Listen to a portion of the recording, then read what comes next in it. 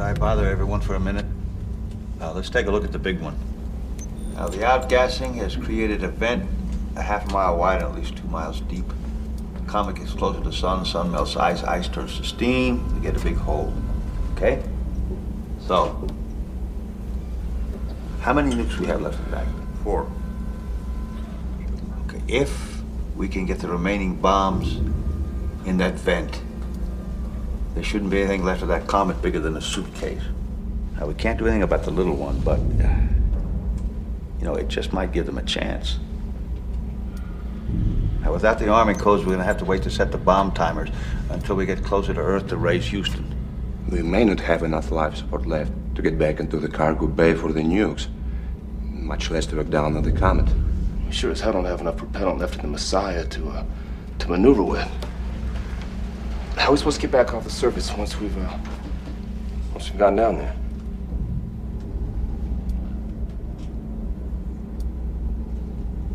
We don't.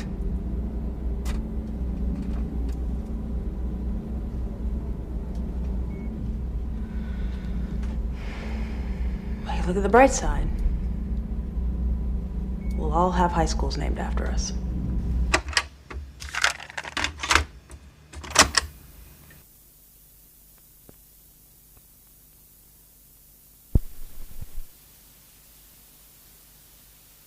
Welcome to Flyby Films. Once or twice a month, using the magic of distance-defying tubes or some shit like that, we get together to discuss films that either have been or will be forgotten. I'm Blake Collier, and across the universe on the line in Chico, California, is my friend and co-host Jamison Barsotti. On this episode, we are going to be talking about the film Coherence. Now, this film is a little indie sci-fi flick from, I don't even remember the year. What, 2013? Something like that? 2013, yeah. Beautiful. 2012. Didn't even have it in front of me and I guessed it. Okay. 2013,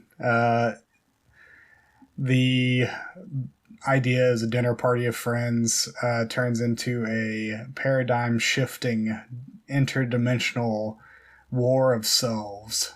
And it's a hell of a ride. My first question, Jamison, is did you see the movie Plus One that came out around the same year, if not the same year, that was a similar idea? Plus One? Yeah, literally plus, the symbol for plus, and one. Is there any defining characteristic in this movie that would maybe dredge up a memory? Well, from what I remember of it, and it's been since 2013 probably since I've seen it, but it takes place at a party, like a college party, and weird shit goes down. But I don't. It's a similar thing, like a interdimensional, like people finding themselves, blah blah blah, doppelganger idea. Oh, I just looked up the cover for this. It's a pretty recognizable cover. I recognize the cover. I don't think I've ever watched it unless I did and I just didn't remember it. Yeah, other than the cover, I'm not remembering. Yeah, it didn't stick with me as much as Coherence, but it's been brought up on a few things I've run across with Coherence as being, that thing that happens in Hollywood where two movies are basically the same plot, like notoriously the same plot. Yeah. Come out the same year. It's like Deep Impact and Armageddon. Or yeah, there was a romantic comedy. There was like it was called like Friends with Benefits and then like No Strings Attached or something like exactly. that. That idea. One of them was Natalie Portman. One of them was like Mila Kunis. And, Yep. Which actually, weren't they in Black Swan? Yes, which is also a great film. It's terrifying. It's an okay film. But great.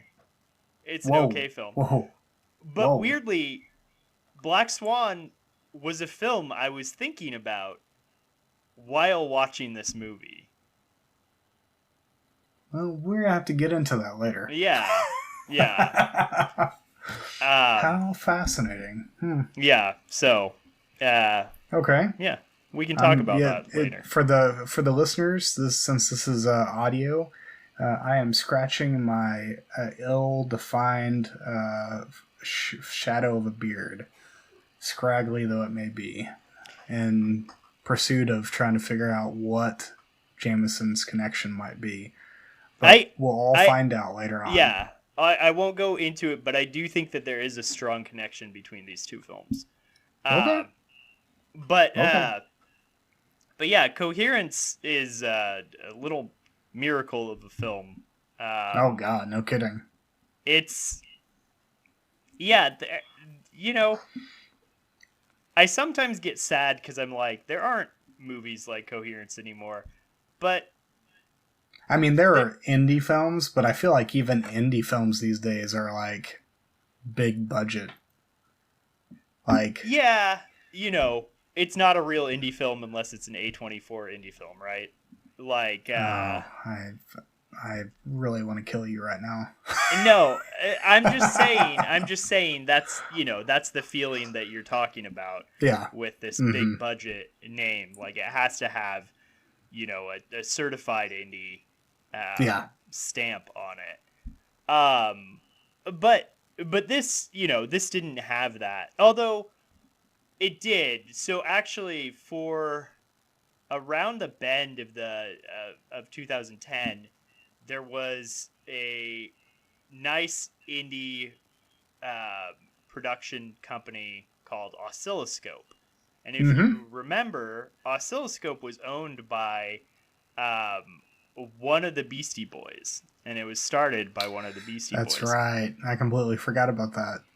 And I loved Oscilloscope. Like, I don't actually know if they're still making movies. I feel like I've seen their logo on something recently, but I couldn't tell you for sure.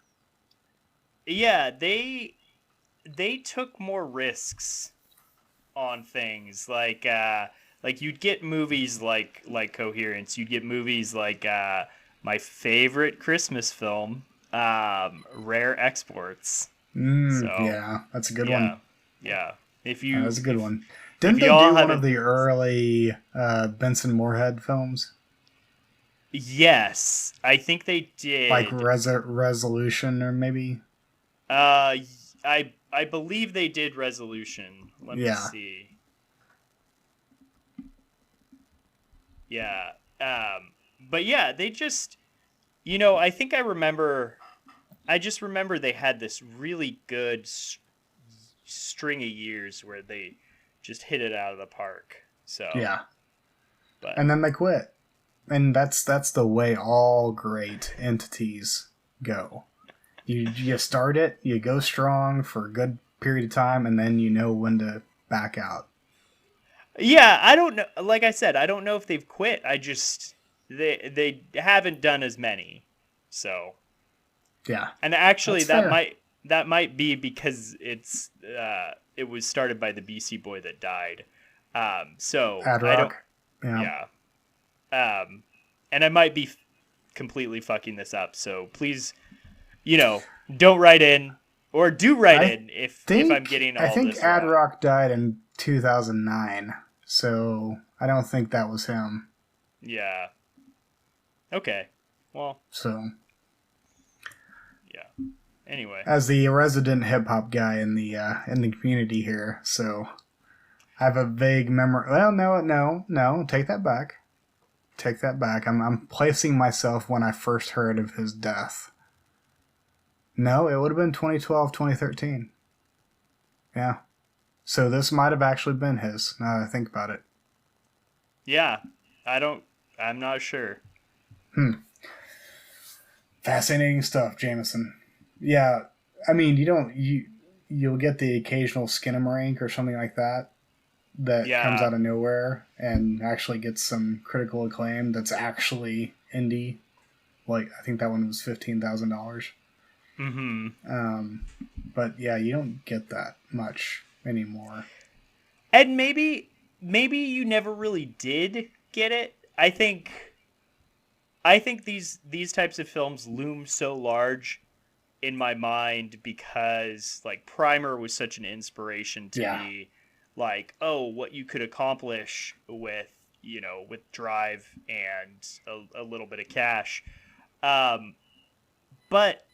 honestly, I just don't think these things pop up that often.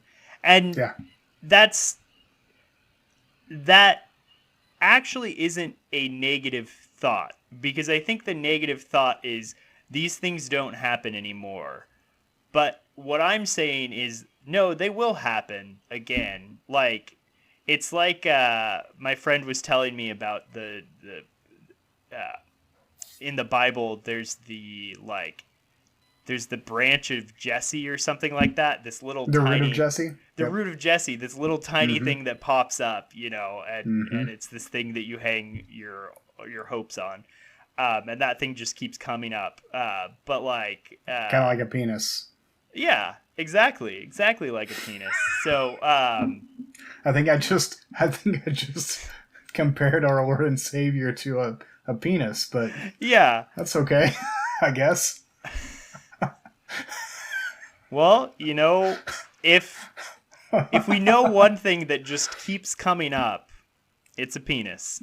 It's an erection. That's right. It's an erection. But yeah, you know, I mean, I compared him to indie films, but you know, that's But hey, that's what we're here for. Skirting the realms of blasphemy. That's right. Damn straight. But yeah, I mean, I think again, like my hope for cinema is buried in my hope that there are indie films that can break through. So, you know, it is this big mythological hope that I keeps me going. So, anyway, for sure.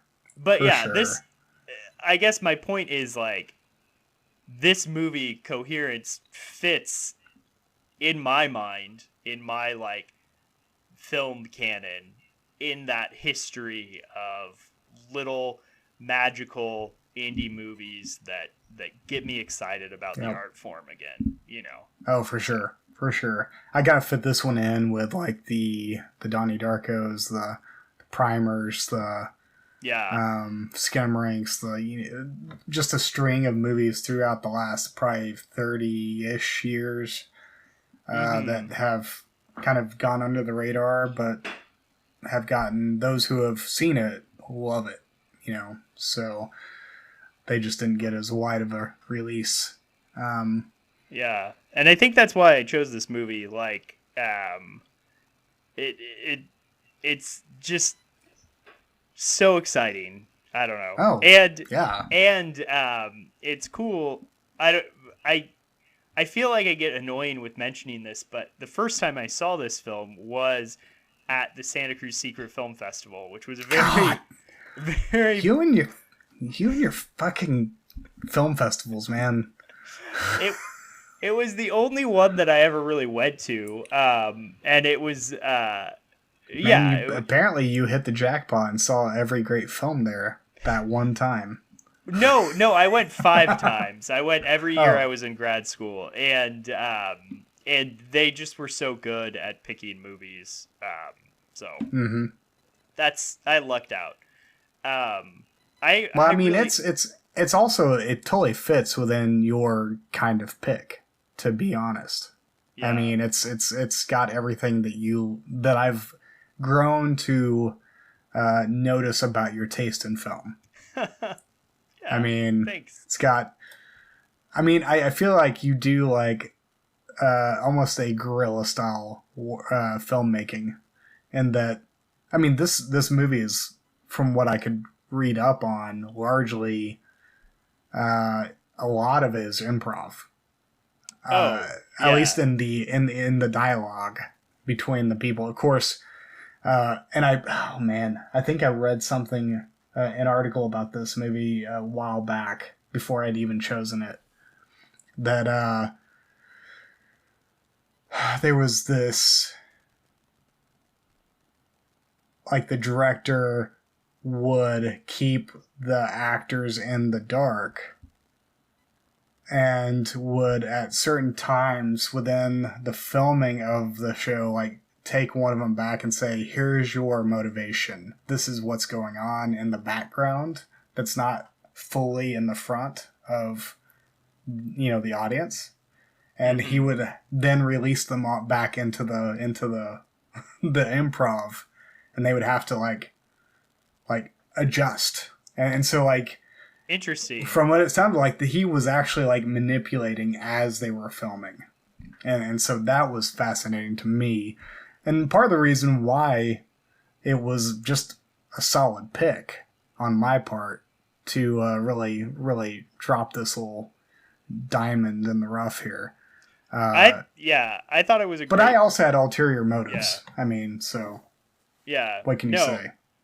I know. I listened to your intro, so I know, you know, you had these ulterior motives for picking it, but like, I thought it was a great pick to end the year, so I enjoyed rewatching it. So yeah. Anyway. Yeah, definitely. No complaints on this end. I do have a complaint that we are getting way too close to talking about the movie right now at the beginning of the fucking podcast. I feel like we've gotten really bad about that. You know, we gotta leave some drops for the listeners to get excited. Yeah, we can't just have them listen to the first 30 minutes and shut the rest off.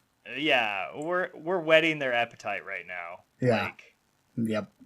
We're getting them revved up so that they can make it through the bullshit. We are their thirst trap. Yes, this is a thirst trap. Yep. I hope you all are thirsty.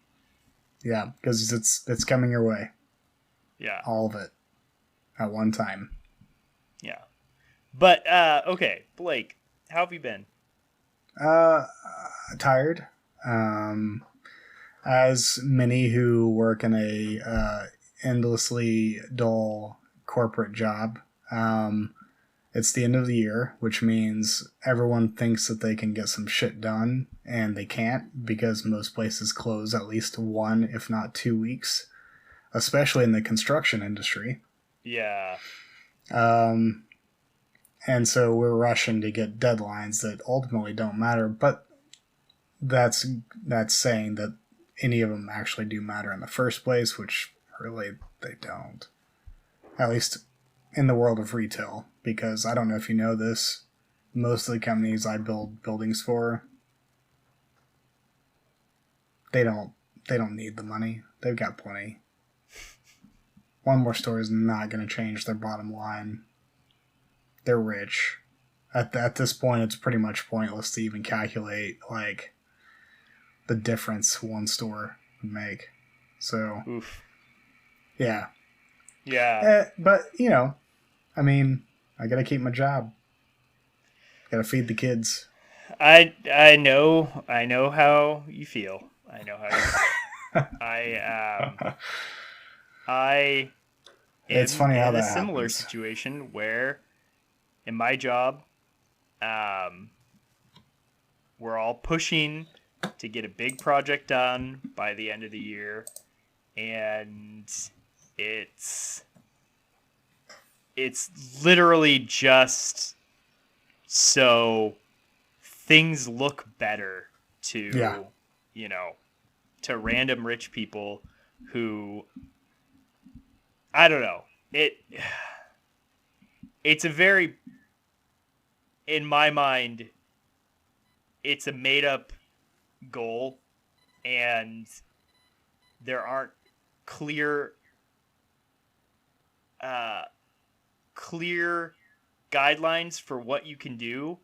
And I have someone in my life right now who is telling me that there are no rules, but every time I make suggestions, they keep giving me more rules to enforce it. And it just feels like a stupid extra game to play before we end the year out. And no one needs this. It doesn't mean anything. Do you ever just feel like the mouse that is getting, like, tapped by the cat? Like, not eating it, just playing with it. Like, just kind of tapping it around, you know, pawing at it. But not actually hurting it, just kind of, like, pushing it around, you know, playing. Yeah. Like, that's how I feel sometimes. They're just toying with me. That is exactly how I feel, and that's what my cats do. There aren't any mice in our house, but every once in a while a bug will get in. Yeah.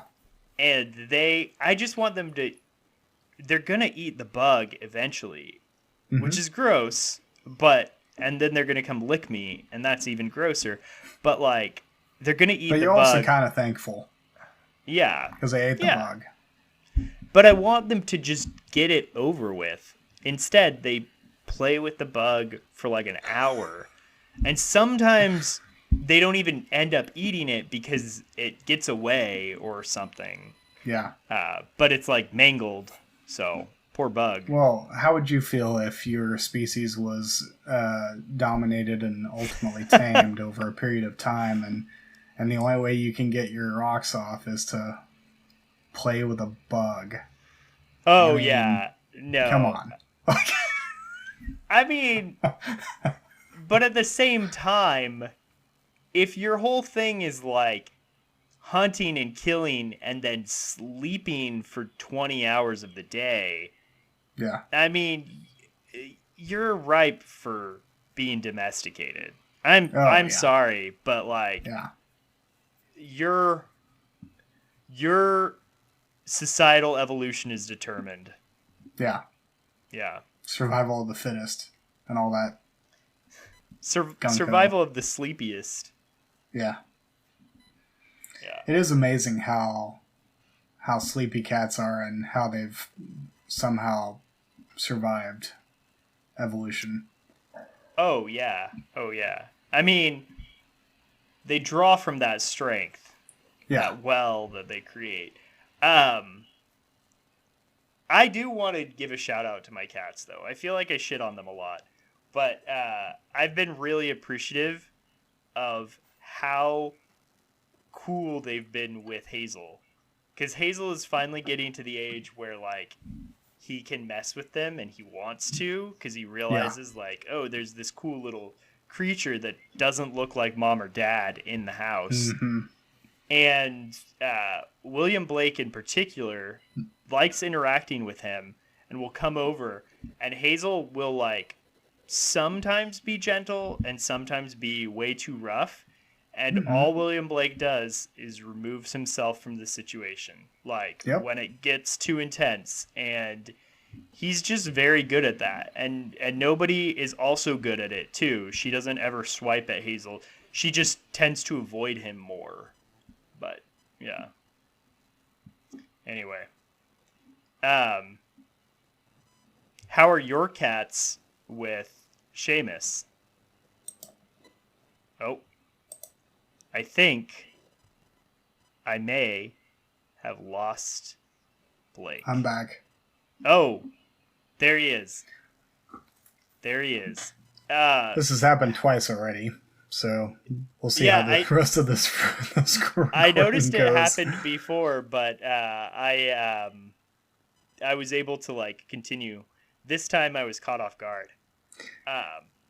Well, I actually have something to add to it because my cat's coldly indifferent to 2.0. Oh yeah. Yeah, he just kind of like stares at him and walks away. He has swiped at my 3-year-old on numerous occasions, but he also kind of deserves it because he yells at Atticus, like goes up to the chair he's laying on and starts, "Go away, Atticus! Go away!" And he swipes at him sometimes, but yeah. That's very Atticus rude, is coldly but also indifferent. very funny. Oh, it's hilarious. And it's also hilarious when he gets swiped at. I mean, I still gather him up and it's okay, whatever. But I still think it's funny because I'm like, you know, you kind of deserved it. You. I agree, and one of these days Hazel will probably push it too far with the cats, and the cats will push back, and he'll have deserved it. And you're right. You pick them up, you comfort them, and then you try to get the lesson through. Yeah. Yeah, you can't be mean to cats because you take the cat out of the wilderness. You can't take the wilderness out of the cat, no matter how much they're dominated. Yeah. Speaking of 2.0, you texted me a few days back and told me something exciting. 2.0 has an official name, right? Yeah, he has an official name. It is Owen Ignatius Cornell Collier. We went through the court of Oklahoma to get the name changed, because Oklahoma is one of those random states where you actually have to go through the court, and it's not just a formality paperwork deal. So my wife went to court and said, hey, this is why we want to change it, blah, blah, blah. I'm the parent. Bitches! Did she add the bitches? No. Oh. No. But that's basically her attitude and going into it. Missed opportunity. So, yeah. Now we have to get him a new Social Security card. We have to get him a new birth certificate. We have to sign new paperwork for his daycare. We have to do all the things. Well, that sounds like a headache for you guys, but congratulations to Owen. Yeah. EOIN. Just so people out there are not confused. I'm not going to name my kid OWEN. That's been overused. Wow. I love Owens. I've known many of them, and they're all very good people. Wow. But no. I'm trying to make a reference to Owen Wilson. He's the only Owen that I could think of at that. So. Yeah, he's the only famous one I can think of off the top of my head. Yeah, are there any other famous Owens? I'm sure there are. Did we have a president named Owen? Probably. It sounds like it could be a presidential name. Well, if you want to go real niche, I did think of another famous Owen, although he's mildly famous. He was a writer from mid 20th century England.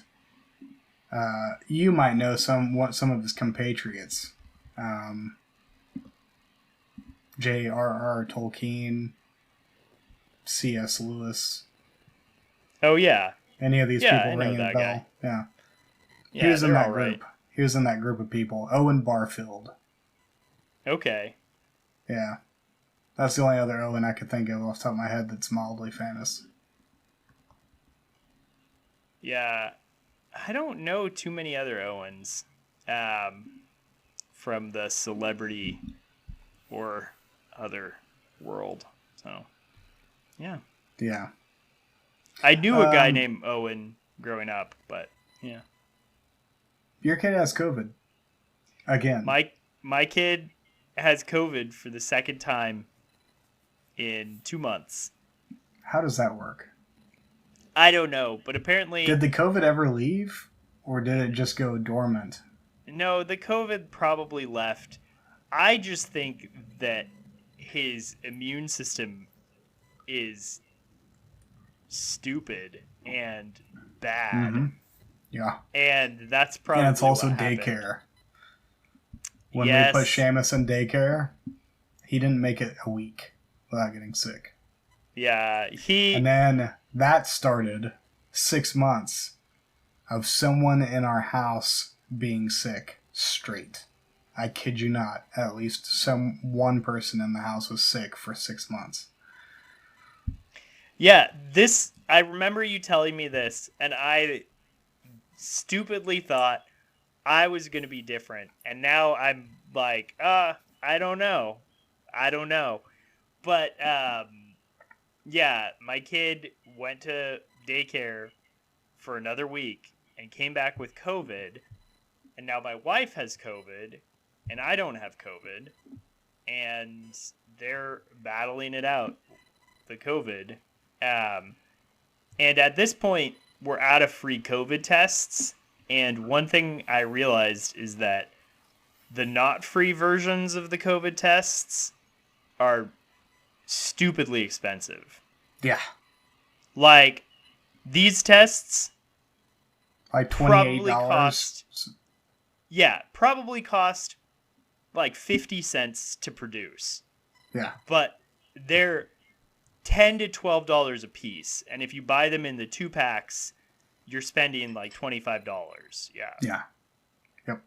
It's dumb. And also, you're supposed to be like testing multiple times to like verify your status. I don't know. Yeah, exactly. I roll. If the government was really worried about that, they would give you more than 2 tests per household or 4 tests per household. Yeah. Like, you know what I call that? Fake news. Yeah. It's oh man, we're almost going down this weird COVID conspiracy rabbit trail. Let's not do that. Yeah, let's back away from that one. We're not going to touch that with a 10-foot pole. Yeah. Whether fully erected or not. 10 feet? I mean, I don't know. John Holmes apparently had a huge penis. Yeah. Of course, I don't know anything about the guy outside of the movie where Val Kilmer played him.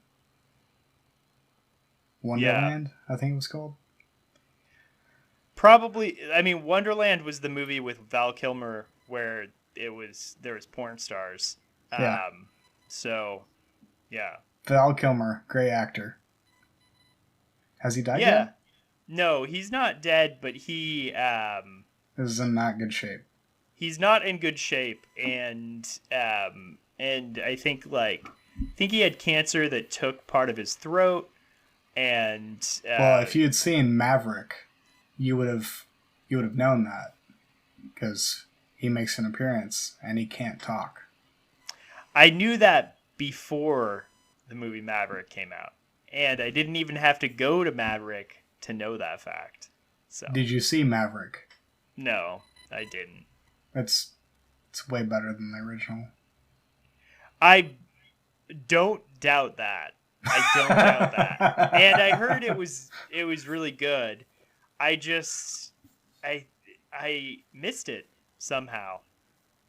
You know, there was a bunch of movies this year that I wanted to see, and I know Maverick came out last year, so that's not an excuse. But what are years anymore? Years, who knows? I mean, whenever you have a kid and it's still COVID tide, I mean, years. Psh. Yeah. Arbitrary time constructs. That's what I say. Speaking of movies, did you see any best movies of the year? I don't know. Are we talking about that yet? I know this is our second to last episode. Well, it's usually those start popping up the last 2 weeks of December into January. So we're probably about to start getting the onslaught of bullcrap best of lists. Yeah, I've been really, really out of it this year. I have not. That's because you had a kid. Yeah, no, I know the reason. But I feel more disconnected with the current movie world than I've ever. You had a kid. Than I've ever. Thanks, Blake. than I've ever felt before. I'm just saying, like, maybe there is a reason for this, but it's still like shocking to me. Do you want to know what the reason is? It's because you had a kid. Because I had a kid. Yeah. No. No, it's just funny to me because I'll be like going along and I'll like see like a poster for a film that's like called like Saltfire, and it's getting all this reviews, and I've never heard of it until I saw this poster or something. And I kid you fucking not. I can never tell you for sure if a movie came out this year or if it was like last year or the year before that. I have to look it up every single time. Because that is how ambiguous time is to me right now. Well, I get that. And I think part of it is like this ambiguity of time. Another part of it is I think that there's, and this is maybe like a deeper, more sinister, but not really. Like, I don't think any one person is behind this. But like the way my brain is used to kind of registering that new movies are on the horizon has completely changed. I will see things advertised on like Instagram, for example, or some internet thing, and I won't know if it's a TV show or a movie or an ad for like perfume, like or erectile dysfunction pills. Yeah, or erectile dysfunction pills, or like Gelutol or something like that. Mm-hmm. Like, you know, really like because they all have the same actors. They all have the same actors. It's all kind of blurred, and you know, the advent of like trailers for movies, I think really fucked up the game. Like, it was a bad call to have like teaser trailers not actually just be trailers, and I don't know. I don't get what the difference is. I know I'm just old man yelling at cloud right now, but I do think my old man brain is not built for this world. And and you and I both have largely disconnected from social media. So that had to have played into our lack of the constant onslaught of information that was going into our brains at all times whenever we would sign into an app or something like that. I know even before COVID. Well, wait. Did I quit Twitter before COVID, or was that after COVID? I think it was after. I think it was after, because I joined Twitter and you were going strong for a little bit. Maybe not strong, but like you were limping along. I was still holding out. Holding out. And I stuck around a little bit longer than you. And it's actually been like a year since I stopped. So you stopped way before that. So a couple of years, maybe. Yeah. Anyways. Yeah. But Twitter was my main, like, really the only time I see a trailer is if it pops up from a friend in a text message these days. Like, the only reason I sent that trailer for the new Alex Garland movie was because someone else posted it in another text thread. And I was like, oh, that looks like Southland Tales. I haven't watched that trailer. I haven't watched that trailer. It's not Southland Tales. It's not crazy enough to be Southland Tales, but the idea, like, Alex Garland this feels like a passion project for him because it's so batshit crazy. Like, it makes no sense what he's trying to do here, and that's what made me excited for it. Because I'm like, I love it when directors just balls to wall, man. So I feel like Alex Garland comes up every once in a while on our podcast. What are your feelings towards Alex Garland? I think he's a good writer. Sunshine is one of my all-time favorite sci-fi films. Yeah. And he wrote that, but Danny Boyle directed it. I largely don't find his directed films to work. I thought Annihilation was a slog, generally. Yeah. Ex Machina had some really good stuff in it.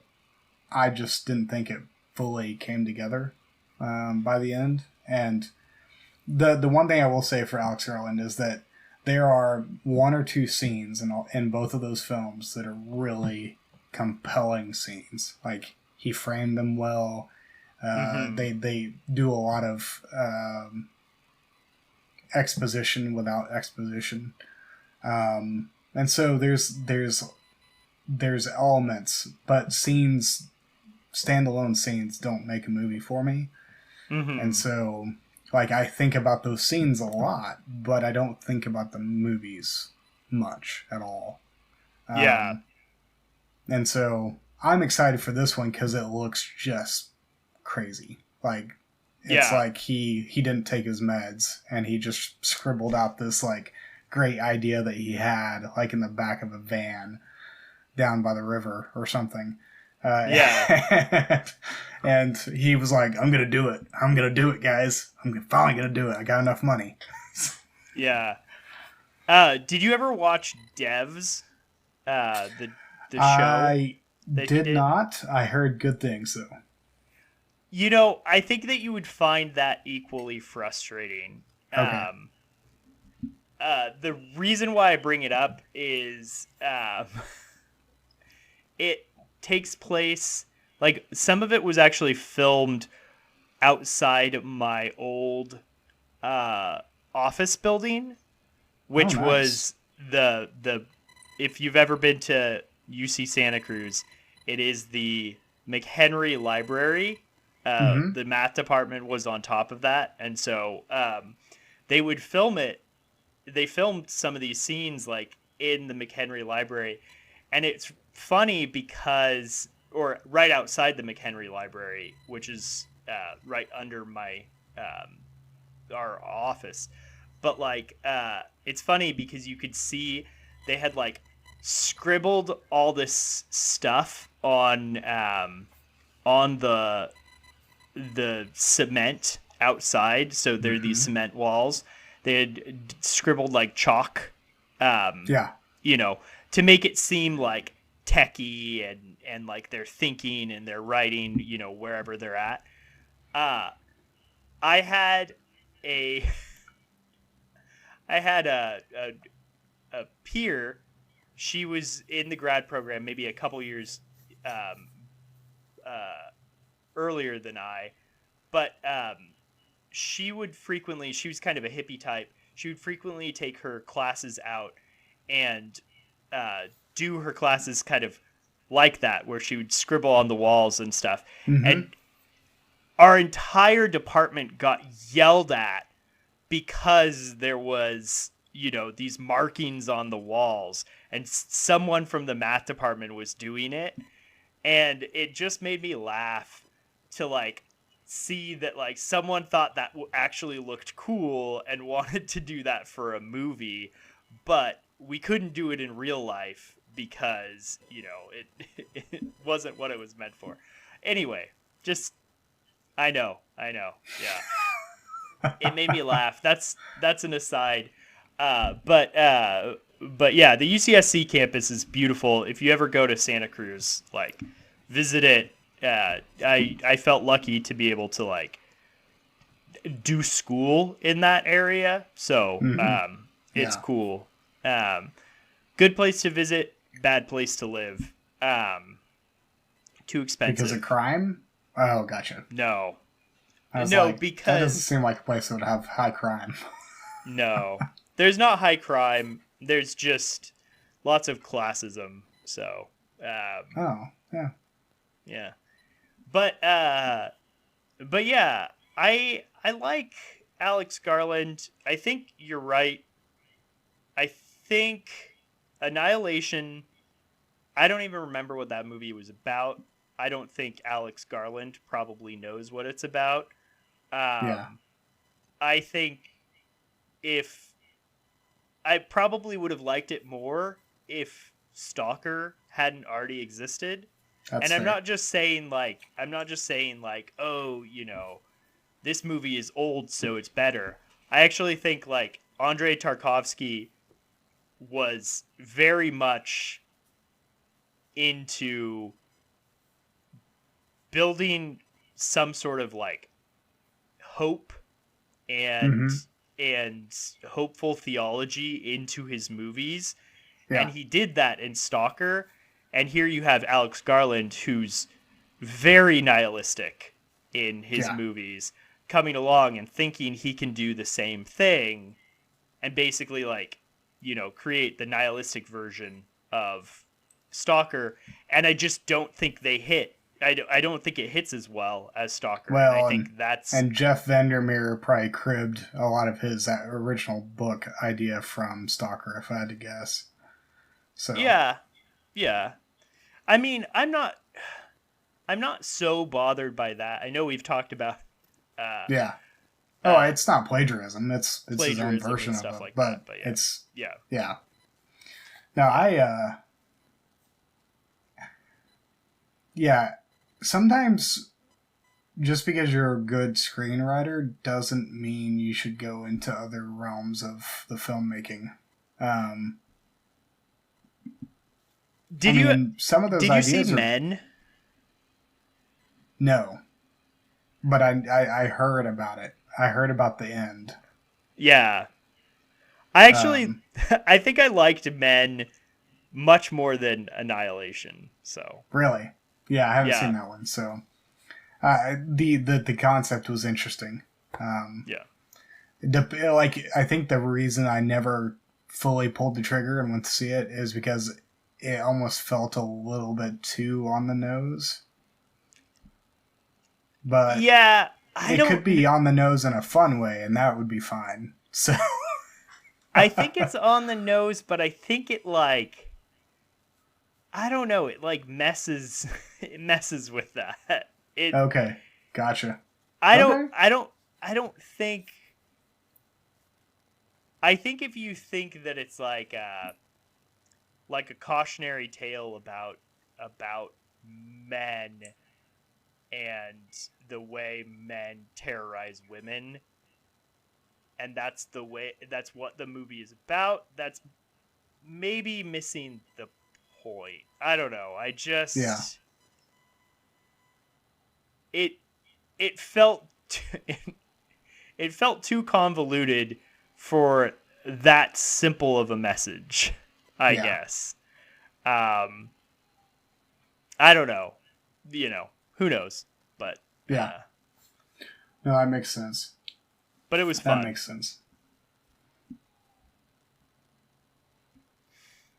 Do you hear that?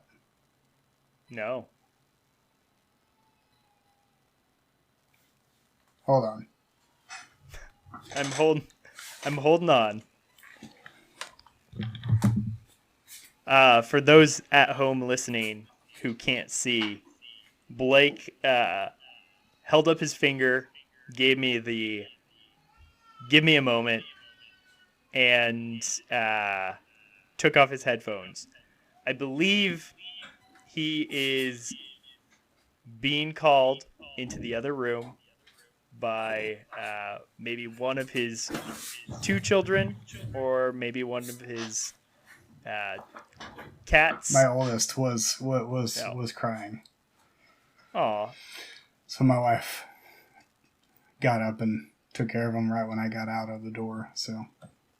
Aw. Is he having a tough time sleeping? Let's call it the goes to sleep for 2 hours, wakes up. Sometimes we rock him back to sleep, goes to sleep, and then about 2 hours later comes into our bedroom, gets into our bed, and sleeps the rest of the night with us. Aw. That's the stage we're in right now. So, and we're trying to make it through the to the new year before we try to get him to sleep in his own bed all night. So Do some training. Shape him up into a strong boy, or as he says, a stronger boy. I'm a stronger boy. Look at my elbows. That's what he says. I mean, that's an important part. You don't want to skip elbow day. So No, you do not. That would be a massive mistake. Massive mistake. So, yeah. Alex Garland. I'll be interested to see what your thoughts on the trailer for this, because, I mean, I'm excited largely because it's Jesse Plemons and Kristen Dunst.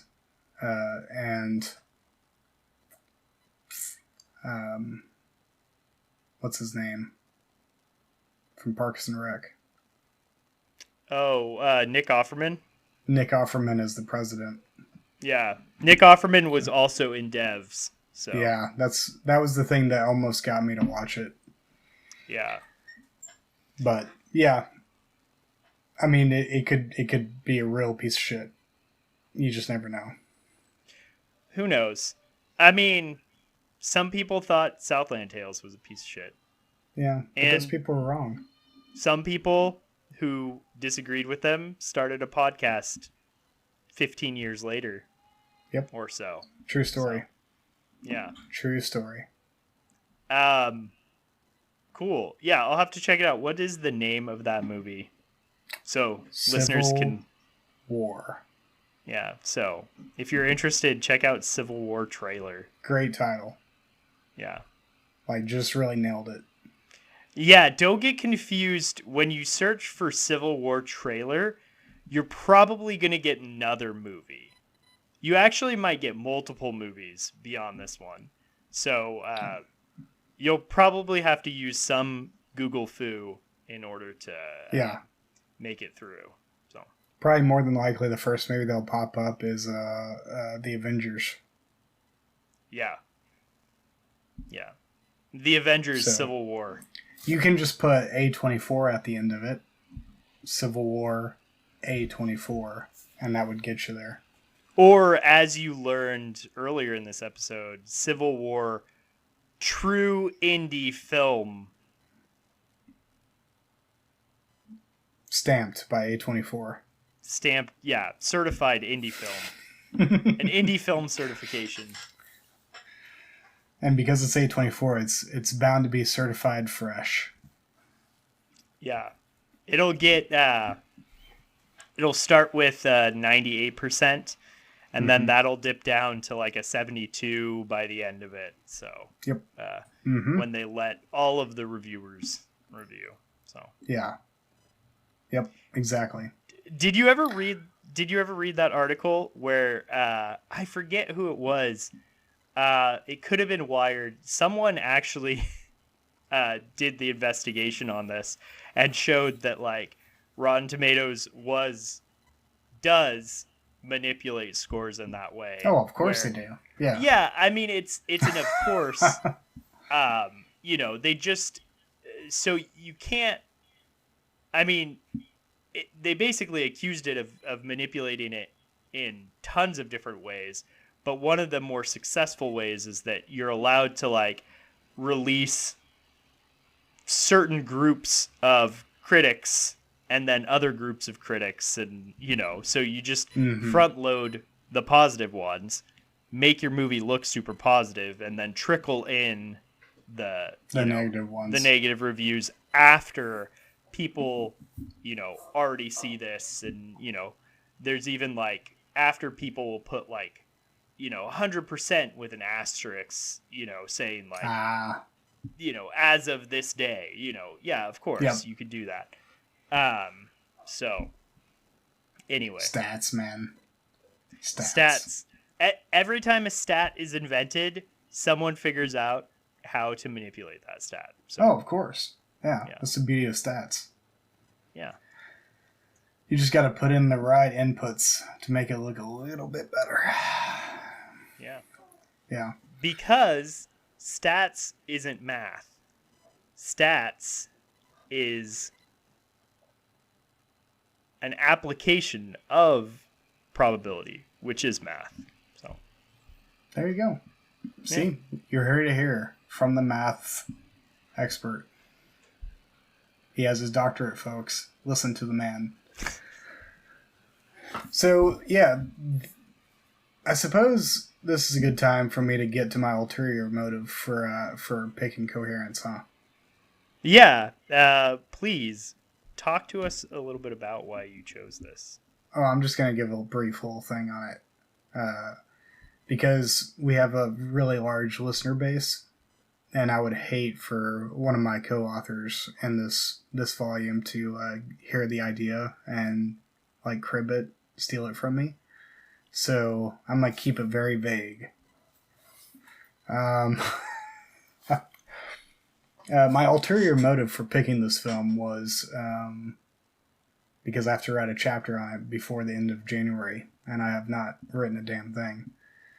And so I was like, I finally need to watch the movie again. I've seen it probably a couple other times. And I've been reading Hannah Arendt, specifically her Eichmann and Jerusalem report on the quote-unquote banality of evil. And here's a trick, Jamison. If you want to know the madness of my mind, it really just surrounds the fact that I like to come up with random ideas and see if I can figure out a through line that connects them. Oh, yeah. And I think whatever happened whenever I thought up this idea for a chapter, I must have been thinking about Hannah Arendt and had watched Coherence, and I was like, I feel like I could make this work. And, that was like 3 years ago when I first signed up for this, and all of a sudden I'm like, I still think this could work. But what is the argument?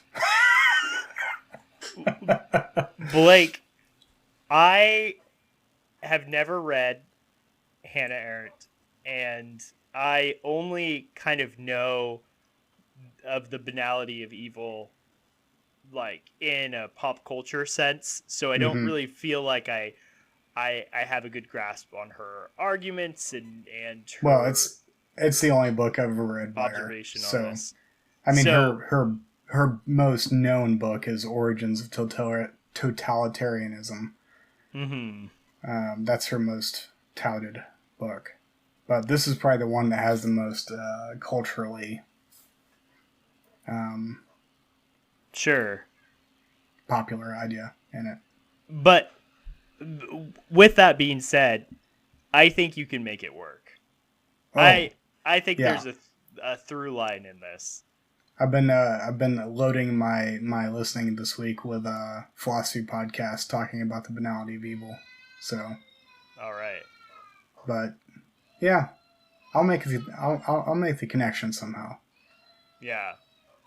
So do you hear that? I do hear that. You do. that. That's the banality of podcasting there. That is the banality of podcasting. So tell us a little bit about the movie. So the movie surrounds a group of friends that it seems, for all appearances' sake, it seems like they've been friends for quite a while. That they're just getting together for a nice dinner together to, see each other again after a while, and they're just, talking it up and whatnot. As the movie goes on, you realize that there's a lot of unknown secrets and vague, backstabbings that go on in the background, but you don't really know the full extent of them until, further on in the film. But the thing that kind of brings all of that to a boil is this comet that is going overhead. It's, I don't remember if they gave it a name. They talk about it, a lot of different phenomena that was comet related in history. most of which was probably folklore, but there's one incident that was actually real.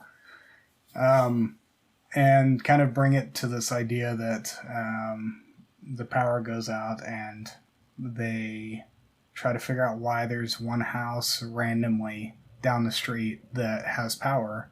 And some of them leave to go check it out, and a lot of crazy shit happens after that. Let's just talk about the fact that, well, doppelgangers is pretty key to this. Yeah. Doppelgangers and interdimensional travel and just really weird shit happening. And then a moral element to the story on top of that. So, not a moral of the story, but a moral element that is thrown in for, contemplation. For shits and giggles, Yep. Blake, I have to stop you here because I don't know if you realized we're recording this episode about this batshit movie where batshit things happen when a comet is going by. And do you know what tonight is? No. Tonight is the Geminid meteor shower. There's like a rad meteor shower happening. So I guess we should watch our 6. So, No. I'd rather watch my 7. Or watch your 7. Everyone knows about the 6. That's where everyone comes from. Yeah. Well, yeah. I think if I was to try to come after you, I'd come at your 5. That's fair. That's fair. You know That's about the 6, smart. and now you're watching the 7. So you come up from behind. That's But slightly. That makes sense. Slightly skewed. askew. Yeah. Just askew. Yeah. Well, let's see if anything strange happens, and we'll kind of go from there.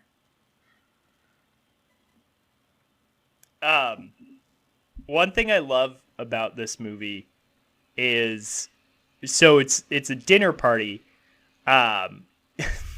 Another connection between our podcast is one of the people. Actually, it's the woman who owns the house. Mm-hmm. Did you catch what company she works for? No. Her job is Skype. Oh, that's right. Because they make a big deal out of Skype being the way that they're going to communicate when their phone screens crack. Yeah, and so it takes place in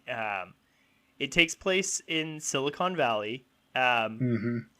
And there's multiple references to my alma mater, UC Santa Cruz, which I keep talking about. I'm sorry, but I just love it. It's a good place. It's a good place, and never been there. Good place.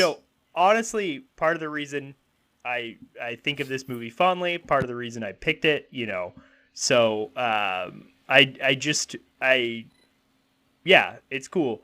But so she's a tech bro that works for Skype. We're using Skype right now. Connection between our podcast and the movie, number 2. Meteor shower, Skype. Yeah. Wild. Yep. But actually, one of the things I love about this movie is you have these characters, and at one point you realize that one of them is kind of like a B-list celebrity, who's been on a show. And do you remember the show they talk about in the movie? Yeah, Roswell. I remember every time I've watched it, I've been like, oh, I should look up. I never watched Roswell. I should look up who he was on Roswell. And it's played completely straight and believably.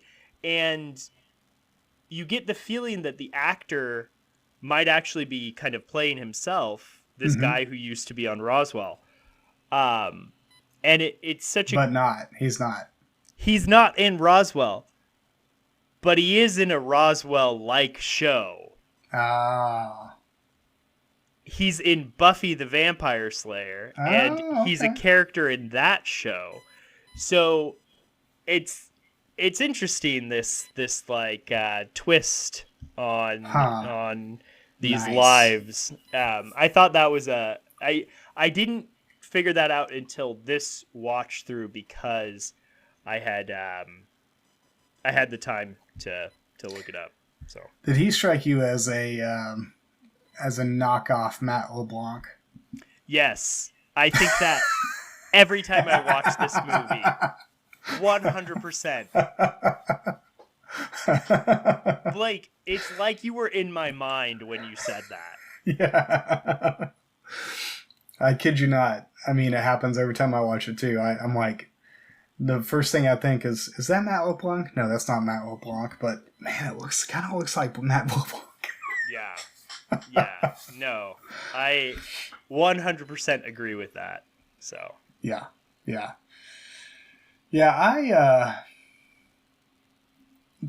mean, it really is, you can tell it's improv because of how, like none of those people were friends, or they had vague, like, connections before they did this movie together. Mm-hmm. But the woman who made the supper for the evening in the movie actually made the food, and they, like, actually met briefly before they started filming, but largely they started filming around this dinner table, and they had to, like, act like they were, like, old buddies. And so part of what I like, if any of this is actually true, which I gotta hope it is. Given this movie, who knows? You know. Yeah, exactly. If it is true, that is really cool, and speaks to the level of their improvisational skills, that they're able to just pull it off and make you actually feel like these people have known each other for a long time.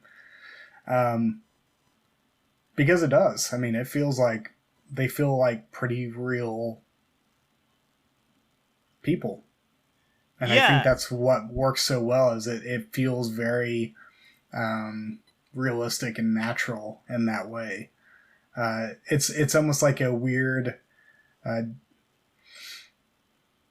you know those movies that have one setting, and there's always, like, a group of people, and they're just, like, figuring shit out? Yes. And that's the whole movie? Yes. It feels like it's going to be that, and then some weird shit just happens, and they have to, like, go outside of that. But what he's doing at the beginning is just like, no, I'm gonna start with this, like, really, like, interesting collection of people, and help you try to figure out, like, why do they like each other? Well, Blake, I mean, it is kind of that. Those types of movies are called bottle episodes, or like things like that. If you'll allow me a little bit of a math pun, this movie is like a Klein bottle episode. Okay. I don't know if you're familiar with that, but no. The Klein bottle is a Mobius strip. Do you know what that is? Yep, I do. But you create a Mobius strip, and then you attach it to itself again, but it actually only exists in higher dimensions, like the actual representation of it. So, I don't know. I'm making a dumb joke on how this movie does take place in one place, but yeah. Well, our smarter listeners will probably be gleefully chuckling at that one, whereas the dummies in the room, like your co-host, I'm just standing here. I'm like, Blake, knowing about math doesn't make you cool. So I I think didn't say you're. anything about cool. It I doesn't said make you smart. It doesn't actually make you smart either. It just makes you good at math. Sometimes. Makes you pretty smart with math. I'm very giddy at that pun, Klein bottle episode. But No, I think you deserve every bit of it. And sorry that I didn't understand it enough to give you the No. feedback you needed to make you feel good about yourself. I'm pretty sure I'm the only person who will get that joke, but it's okay. But you're right. One thing about movies like this is the science is absolutely bullshit. Oh yeah. And so yeah. if you're trying to draw me in by using the science, it's Yeah. probably not going to work. No. But if I have something else to latch onto, so like what you're talking about, the real connection, these people, Mm-hmm. the acting, the believability that this guy was on Roswell, you Yeah. know, and all these like kind of risky lies between these actors, and make it believable, you're gonna pull me in. And Yeah. if you can like make me want to believe the science that you're peddling, the bullshit that you're peddling, that means you've done a really good job. So Yeah. Yeah. Well, and I mean, it allows for a lot of really good ideas to kind of proliferate from it, even if the science itself is kind of skin deep if you think Sure. about it too long. But I think the thing this time I noticed how good of a burn it provided to knock off Matt LeBlanc whenever it's revealed that he had sex with one of his friend's wife, and everyone knew about it except for the friend. Yeah. And he's like, no, seriously, it's not me. Like, there's all these dimensions go around, and in all of them I fucked your wife. Yeah. I was like, yes. Yeah. Burn. I thought that was really funny. I did get the feeling it was like during a time before they were married, like, Yeah. but it was still like something you don't like. That's not a secret. Keep that away you from keep. someone. Yeah. Yeah. Especially And when everyone else knows in the room. everybody else knows. Yeah. But yeah, that was I that joke hit me really well this time.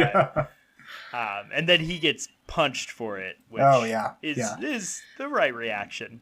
Yeah, of course. Who knows if he course. gets punched in every dimension, but you know. So, did you find because there's elements of the movie where they're trying to pull off some primer type stuff, like the whole, having the other alternate versions of themselves come in and steal the box with the pictures in it, blah blah blah, and how like at some point she's like writing down numbers on the pictures, and she doesn't realize that she's doing exactly what was in the picture box in the first place, and yet the numbers are slightly different. She's trying to figure out who's who and whatnot. I was like, this feels like Primer without the actual science behind it. Because Primer's not perfect, but at least Primer, you get the sense that they actually like walked through it, and they were like, okay, so if this happened, theoretically this would happen, blah, blah, blah. And they were like going through all the possible ways in order to make it as closed as possible. This one felt a lot more open-ended. Yes. Well, actually, one thing I like about this, too, so Primer does its thing, and there is a similarity, I feel like, in what you're getting at, because at some point in Primer, the characters realize like it's out of control and we have to wind it back, and then they realize how hard that is to actually do. And I think in this movie it's kind of the same thing. Like there's a point where they think that they can just kind of backtrack. They can do their thing and they can get back, and then they do this like napkin calculation on how many universes there are. And they it's funny because they do kind of a like community version of the multiverse theory where they roll dice and that creates a new universe and stuff like that. But like, again, this is a pop version of multiverse theory. I don't actually know if anyone takes multiverse theory like seriously. Truly seriously.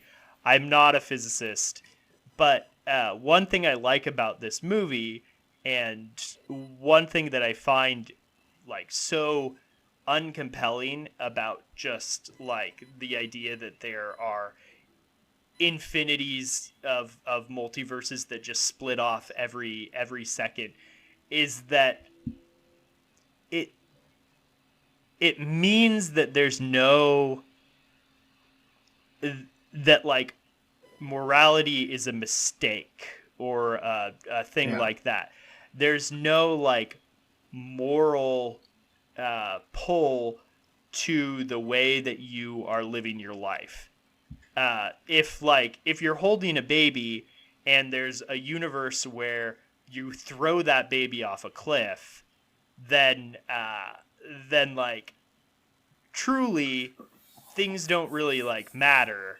And you just kind of live in a universe where there's kind of this mistaken pull to be quote unquote good, where you care for that child or something like that.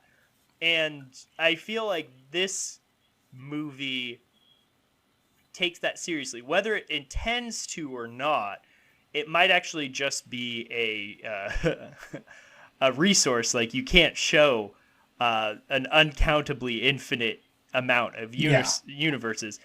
But you can see that these characters have these pulls to their lives. So there are, even though they're splitting off, they want to kind of stick together. There is a coherence, to how they want to live their life. So like, it doesn't quite go into like what I would call like batshit version of multiverse theory to, do whatever it wants. And I think like, I don't know, it's compelling because it uses these doppelgangers, but each of these doppelgangers are actually like versions of these characters. You believe that they have the same kind of goal to be, be a good person, the best person of this person. And it actually creates some competition too. Yeah, well, like our lead character is what we could tell from the universes we were allowed into was always in ballet. She was always pulled towards ballet. Sometimes she was successful, sometimes she wasn't, depending on, but like that was a pull. And so, and I think that's what's so interesting about that is that she ultimately ends up finding herself in a house with people she doesn't actually believe are the people that she started out the movie with. And so she leaves. And she starts looking in all the windows of these houses with the different versions of everybody in them. And she finds the one where she's back with, or there seems to be a absolute love between her and her boyfriend or ex or something. And she wants that so bad by the end of the movie that she decides to kill that version of herself, or at least dispose of that person. But even then, she gets caught. Yeah. By the very last frame of the movie, she gets caught. And so there's almost an interesting justice in that, no, it doesn't mean you can just flip from one dimension to the other and be whichever one you want to be. No, there's rules. You are this person. There is no taking over these other versions of you. And so if they were going to go batshit crazy, like just embrace, this pop psychology idea of multiverse, then they would have let her live that life and have a happy ending.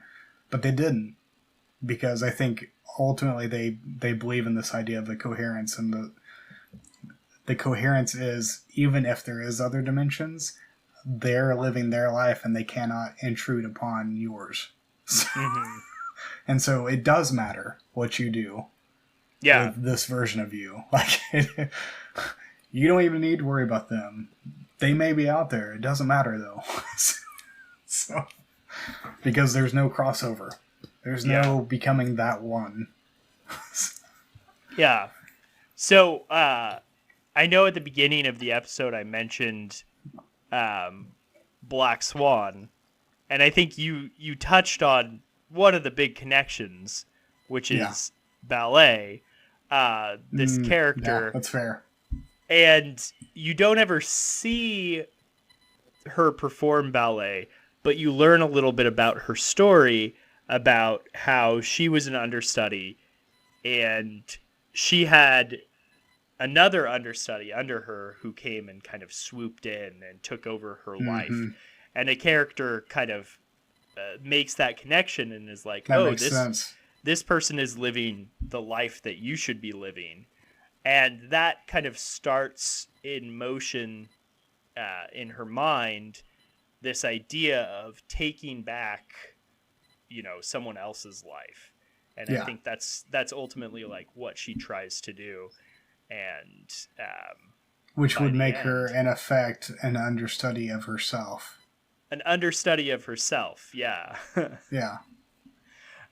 Which anyway. Is interesting. And like that, like, I'm drunk and high in college kind of way. Sure, yeah.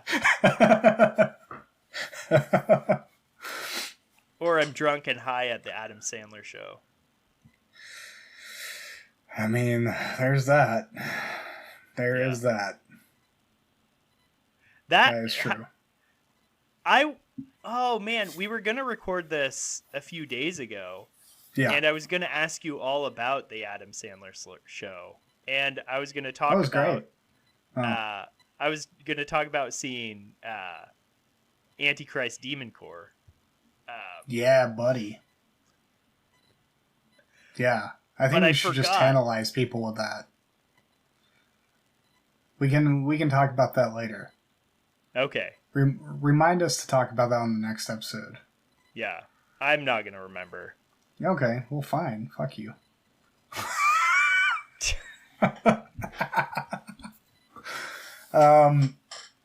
Yeah, I went to see Adam Sandler, and he went to see Antichrist Demon Corps, which is one of the greatest sounding band names of all time, honestly. When he told me he was going to see them, I was like, I don't know who that is, but it sounds great. Yeah, it was a lot of fun. Yeah. Yeah. Anyway. Would you call it dad bod metal? They were definitely dad bod mode. Mm-hmm. It's dad bod power violence though. Ooh. That's the genre, or grindcore. Gotcha. Yeah, but it was I pretty know about funny. grindcore. Yeah. It was pretty funny to see these guys who kind of like they have an album called like Satan is King, and it's all this transgressive, against organized religion stuff. Mm-hmm. But they get up and they're like dads and they like have wedding rings on, so like like they don't take Satanism very seriously. Not that Yeah. you can't be a Satanist and married, but some sort of organized institution. And then like the the lead singer like gets up and he's like, I'm food poisoned. And so it's just like these old guys trying to scream Satan is king and make everyone, go wild. And That is awesome. it was a pretty fun image. That sounds amazing. They ended the show early and they were like, this is our last song. It's 10 seconds long. I hope I make it through. And it was 10 seconds long. So, yeah. That's beautiful. Yeah. Anyway. Yeah. I'm not going to go into Adam Sandler. I feel like that would be good fodder for another time. But I'm glad you talked about the band you saw, because that's brilliant. There was a opener. It was this band called Brat from New Orleans. And they were also grindcore, but their kind of shtick was bimbo violence. So the lead screamer is this little tiny blonde girl who doesn't necessarily look like she belongs in this tough band. And one thing about grindcore is that they like to do like samples in between songs, and a lot of times like grindcore samples are horror movies or really intense action movie things, just to kind of set a dirty, gross mood. Yeah. But all of their samples were like 90s and 2000s pop songs or like techno, and it was great. No, it was great. It was legitimately good because their songs that went on like 2 minutes long, the pit would be taken over by these like really big dudes who would like flail their arms and just kind of take over.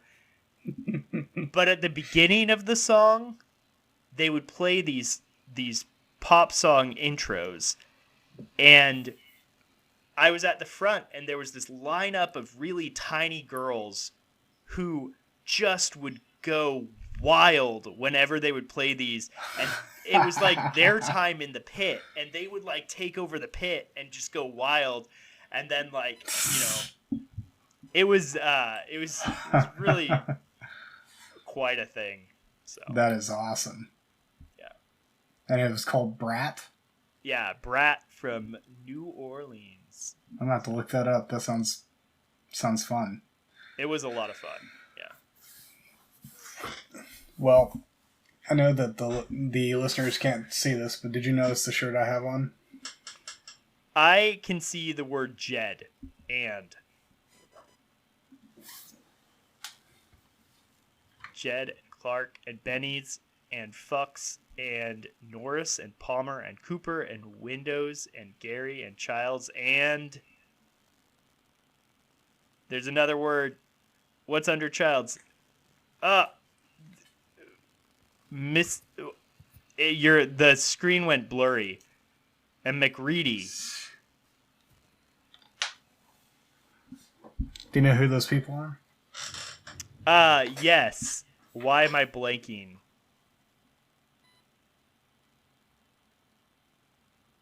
I know who they are. I got this for my birthday. Oh my god. No, all of these names. And by the way, it's not Fox, it's Fuchs. I know, it's Fuchs.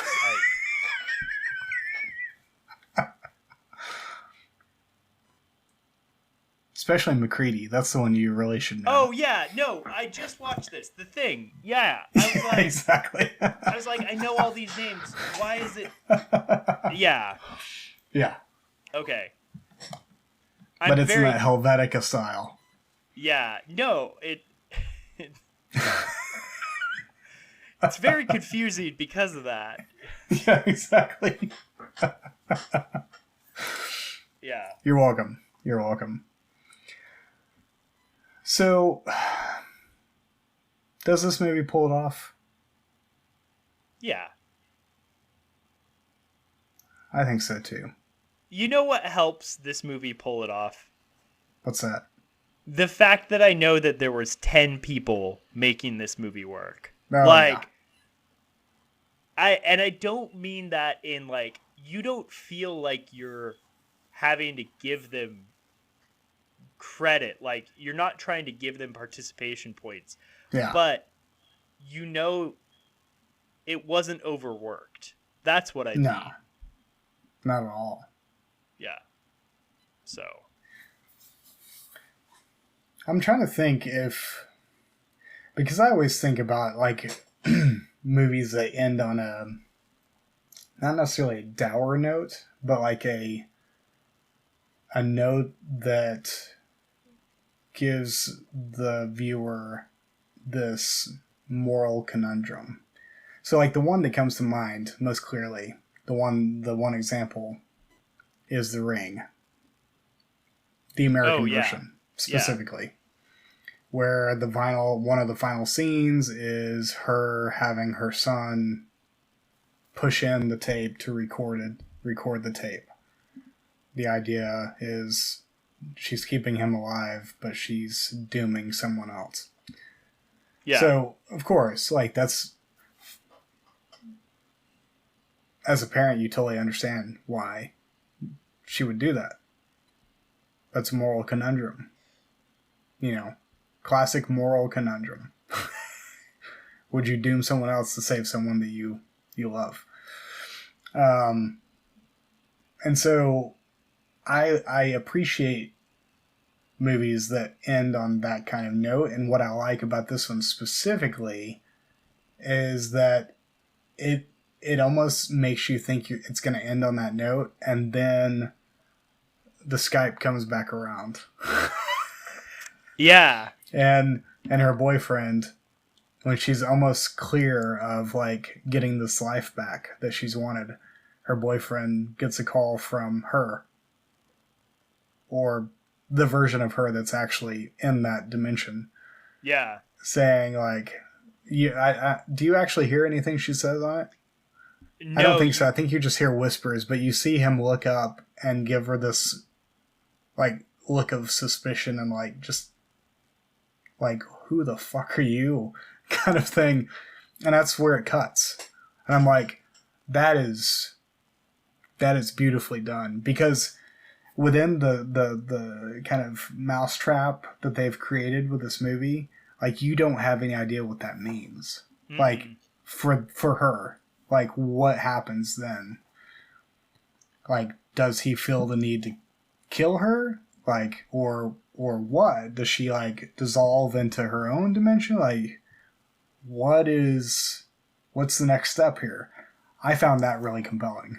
Yeah, there's zero resolution in that way. Yeah. No.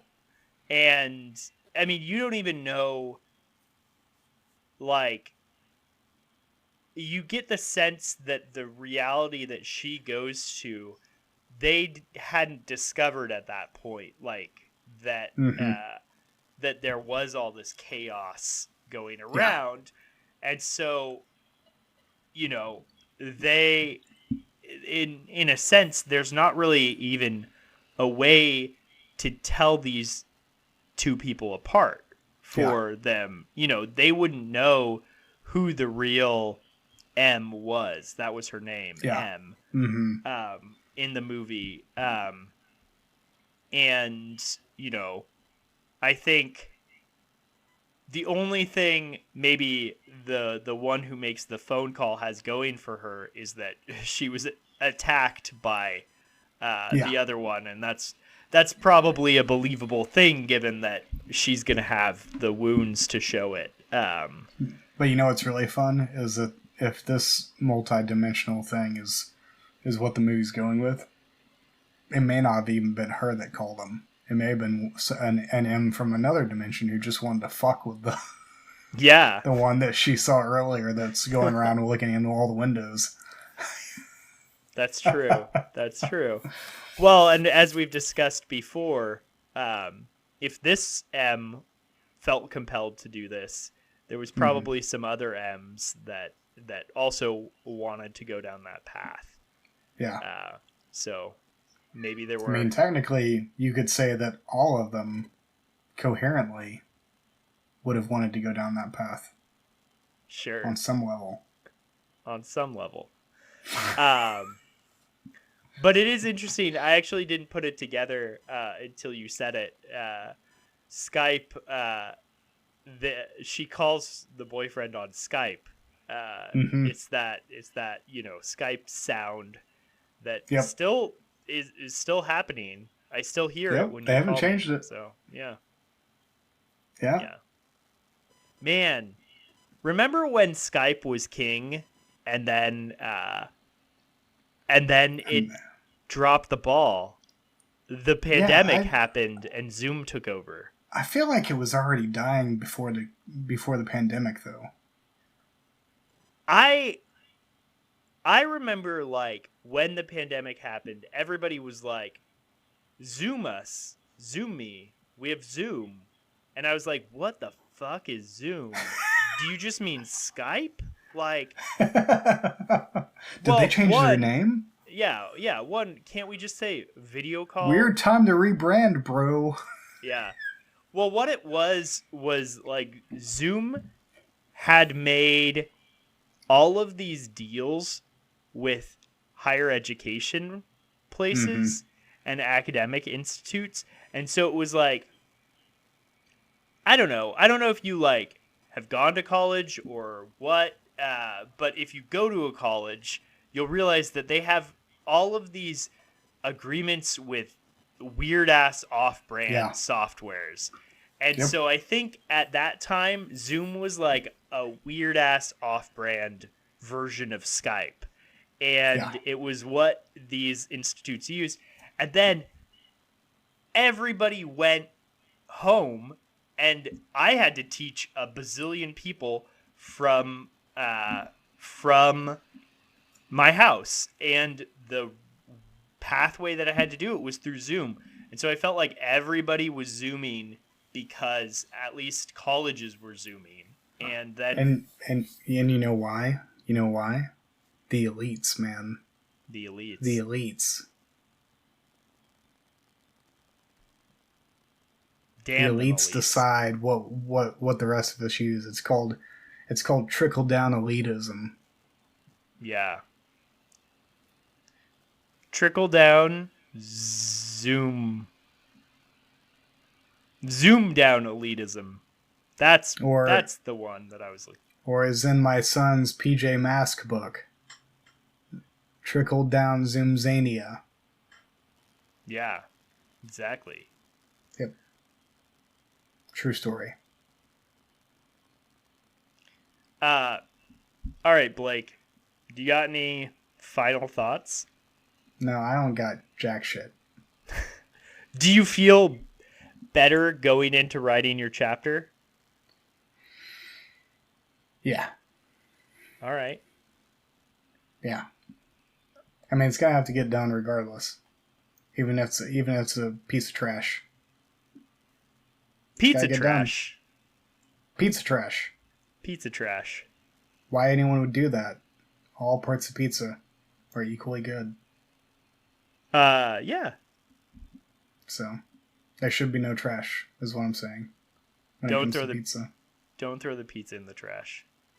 No one puts pizza in the corner. I might even argue that the crust is slightly better. Maybe. All right. So, I'm going to say let's wrap up the talk on the film. We have one more episode this year, right? Mm-hmm. It may not happen until beginning of next year, but sure, it's the end of the year wrap up. Yeah. Yeah, and then it'll be the end of season 2 of Flyby Films. Yep. and we'll start season 3. But what are we doing in the end of the year episode? Do we want to give any tantalizing breadcrumbs? Well, I haven't formulated the game fully yet. I've gotten some ideas down. Ooh. But this is going to be a reverse of last year's final episode, where I will be quizzing Jamison. I've got a few things to kind of throw a wrench in the plan, see if I can catch Jamison off guard a little bit. But yeah, don't worry, Jamison. I'll give you a rundown on anything that you need to be prepared for. I'll probably give you the same. You'll have to remind me of what options you gave me, because phone a friend was one, I know, but because I actually did phone a friend. That was fun. He was terrified when I called him. He's like, "Well, is everything all right, bro?" Who did you end up calling? Blaine Grimes. Oh yeah. Yeah. He was the one I knew would know the answer pretty easily. So did he? I forget if yeah. you got that one. Yeah. I think he had like 7 questions. I think I got like 5 of them right. Yeah. Yeah, Something you did like that. pretty well. Yeah, surprisingly. But yeah, I'm gonna throw some wrenches in the plan. I'm gonna mix it up a little bit. But yeah, it's ultimately gonna end in a Flyby Films Season 2 film ranking, where we take all of our films that we've watched this year and we rank them with, things thrown in to jack up the rankings beyond our control. So we're gonna put together the top 10 list of 2023's films that were covered on Flyby Films. yes, Yeah. yes, that's what we're gonna do. It's the most anticipated list of the year. I know. It's easily the most interesting and the most versatile list that you'll read or hear on the internet. Absolutely. Yep, no doubt. So get ready. Hold on to your balls. Or a vagina, if that's your organ of choice. Or both. Yeah. Maybe you've got some like super balls, those bouncy balls in one hand. Yeah. And then you're free to grab whatever you want with the other. I've been trying to teach Seamus that a vagina is just an inverted penis. How do you feel about that, Jamison?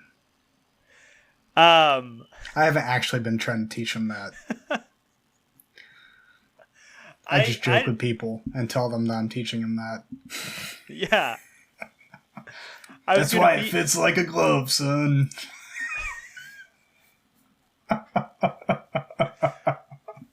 I was just gonna say, I think if that's all you're teaching, there's gonna be some confused biology later on in his mind. So, yeah. Oh, Blake, we almost made it through to the end, and you froze. Oh, there you are. I'm here. I hear your beautiful breath. Yeah. You actually are like, looks like you're giggling right now. Just frozen in a giggle. Just frozen giggle. Yeah. That's...